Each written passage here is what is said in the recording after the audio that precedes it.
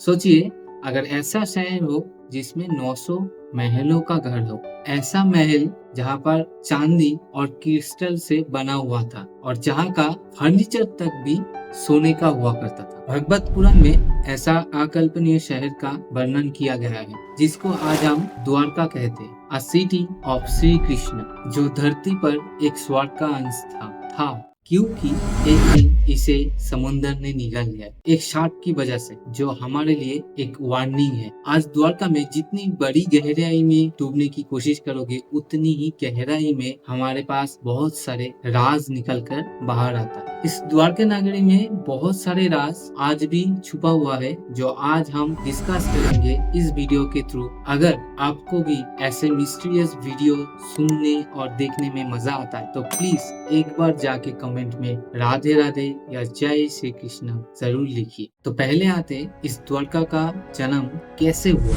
कंस को वध करने के बाद श्री कृष्ण की लड़ाई खत्म नहीं हुआ। मथुरा अभी भी दुश्मनों से घिरा हुआ था। उनमें से एक था कंस का ससुर राजा जरासंध, जो बार बार मथुरा में आक्रमण करता था। अपने परिवार और अपनी प्रजा को बचाने के लिए श्री कृष्ण ने समुद्र के पास गया और कहा कि मुझे यहाँ पर एक शहर बसाना है। श्री कृष्ण ने ठीक यहीं पर एक शहर बसाया, जिसका नाम था द्वारका। इस नई नगरी का जो डिजाइन है वो विश्वकर्मा ने डिजाइन किया है। द्वारका के ठीक बीचों बीच श्री कृष्ण रहते थे। द्वारका इस तरह से बना हुआ था, यहाँ पर अटैक करना इम्पॉसिबल था। तो फिर ऐसे द्वारका नगरी कैसे खत्म हो गया, सुनकर आप भी चौंक जाओगे। एक श्राप की वजह से, एक श्राप जो माँ ने दिया था। पांडव और कौरव की लड़ाई को हम धर्म अधर्म की लड़ाई मानते थे, लेकिन असली कहानी इतनी भी सिंपल नहीं थी, क्योंकि लड़ाई जीतने के लिए सभी को बहुत बड़ी कीमत चुकानी पड़ी। सभी को मतलब श्री कृष्ण को भी। श्री कृष्ण ने वादा किया था कि वो खुद कुरुक्षेत्र में किसी भी शस्त्र नहीं उठाएंगे।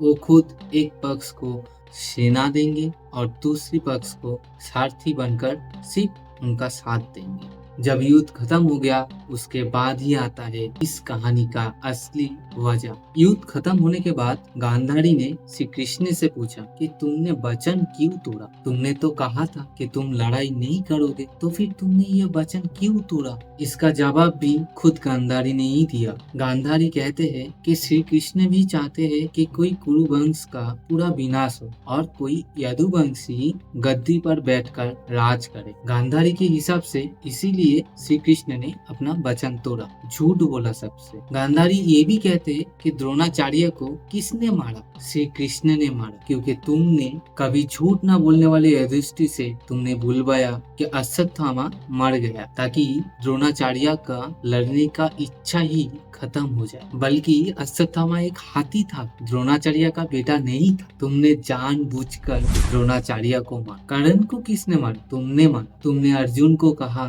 कि युद्ध की नियमों को तोड़ दो। कर्ण का रथ का पहिया जमीन पर ढेर चुका था, तब तुमने ही अर्जुन को कहा था कि तीर चलाओ। युद्ध की नियमों को तोड़कर तुमने ही जानबूझकर कर्ण को तुमने ही मारा। भीष्म के सामने तुमने ही शिखंडी को खड़ा किया था, क्योंकि तुमको पता था कि भीष्म किसी स्त्री के सामने अस्त्र नहीं चलाएंगे, और इस वजह से भीष्म को तुमने ही मारा। लोग मानते हैं कि शकुनी छल से जीतता है, लेकिन असली छल तो श्री कृष्ण ने किया था। गांधारी की पर्सपेक्टिव से, एक माँ की पर्सपेक्टिव से यही सच था, और इसीलिए गांधारी ने श्री कृष्ण को एक शाप दिया। जैसे मैं मेरे वंश का नाश होते हुए देखा, ठीक उसी तरह तुम भी पूरा वंश का विनाश होते हुए देखा। और वही हुआ, उन लोगों में कॉन्फ्लिक्ट शुरू हुआ, युद्ध हुआ, एक दूसरे से लड़ाई करने लगे, और इसी तरह पूरा वंश खत्म हो गया। और तो और इस शाप में इतनी ताकत थी, श्री कृष्ण ने पृथ्वी पर अपनी लीला खत्म करने के बाद, यानी कि श्री कृष्ण की गुजर जाने के बाद, ये द्वारका पूरा समुंदर अपने आप संभाल लिया।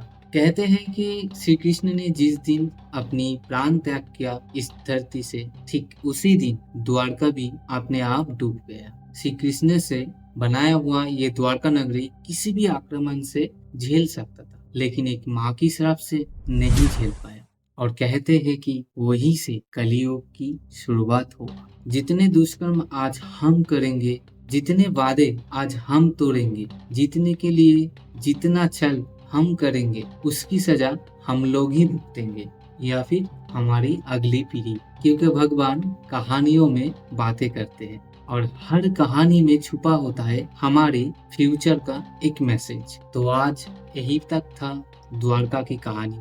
अगर मेरे इस वीडियो को आप लोगों को सच में अच्छा लगा तो फिर प्लीज मेरे इस चैनल को सब्सक्राइब कीजिए, ताकि ऐसे मिस्टीरियस वीडियो आप लोगों के साथ शेयर कर सकूं। और जाने से पहले कमेंट्स में जरूर बताइए कि मेरा ये वीडियो आप लोगों को कैसा लगा। राधे राधे।